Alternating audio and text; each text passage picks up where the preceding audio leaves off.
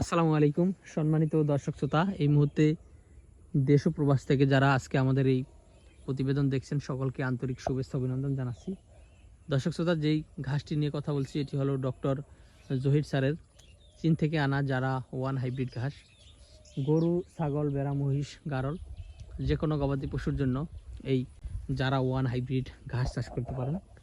দর্শক শ্রোতা, একটি প্রবাদ রয়েছে, গরুর মুখে দিলে ঘাস দুধ পাবেন 12 মাস। দর্শক শ্রোতা, গরুকে যদি কাঁচা ঘাস দিতে পারেন বা কাঁচা ঘাস দিয়ে যদি গরু লালন পালন করতে পারেন তাহলে অবশ্যই আপনি আপনার খামারের দুধের যে প্রোডাক্ট সেটা আপনি বৃদ্ধি করতে পারবেন।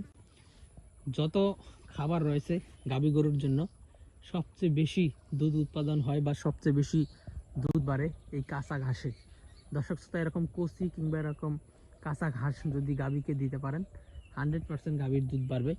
আর দানাদার খাদ্যের ব্যাপারে যেটা বলবো, গাভীর দুধ বাড়ানোর জন্য দানাদার খাদ্য যেটা দিতে হয় সেটা হলো আপনার ভুসি, অর্থাৎ ভুট্টা ভাঙ্গা, ভুসি ভাঙ্গা, গম ভাঙ্গা, এইসব খাবারে গাভীর দুধ বাড়বে। কারণ গাভীর দুধ বাড়ানোর জন্য প্রচুর কার্বোহাইড্রেট যুক্ত খাবার দিতে হয় দানাদারের ক্ষেত্রে। বিশেষ করে অনেকে ফিড ব্যবহার করে কিংবা অনেকে আপনার ছোলা বুট ব্যবহার করে কিংবা খৈল ব্যবহার করে। দর্শক শ্রোতা, এই ছোলা বুট তারপর খৈল এগুলো মূলত আপনার ফ্যাটেনিংয়ের জন্য ভালো হয়, অর্থাৎ গরু মোটা তাজাকরণের জন্য ভালো হয়।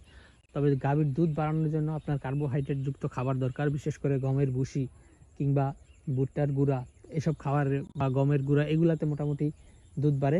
আর সবচেয়ে বেশি যেটা দুধ বাড়ে সেটা হলো এই এরকম সবুজ সতেজ কচি কাঁচা ঘাসের দরকার গাভী গরুর জন্য। তো দর্শক, যে কোনো গবাদি পশুর খামারই আপনি করেন না কেন অবশ্যই আপনাকে আগে ঘাস লাগাতে হবে এবং তারপরে আপনাকে খামার করতে হবে, তাহলেই কিন্তু একমাত্র এই সেক্টরে লাভবান করা সম্ভব বা টিকে থাকা সম্ভব। তো দর্শক, আজকে ভিডিওটি শেষ করব। যারা কাটিং নিতে চান অবশ্যই আমাদের স্ক্রিনে দেওয়া নম্বরে যোগাযোগ করবেন।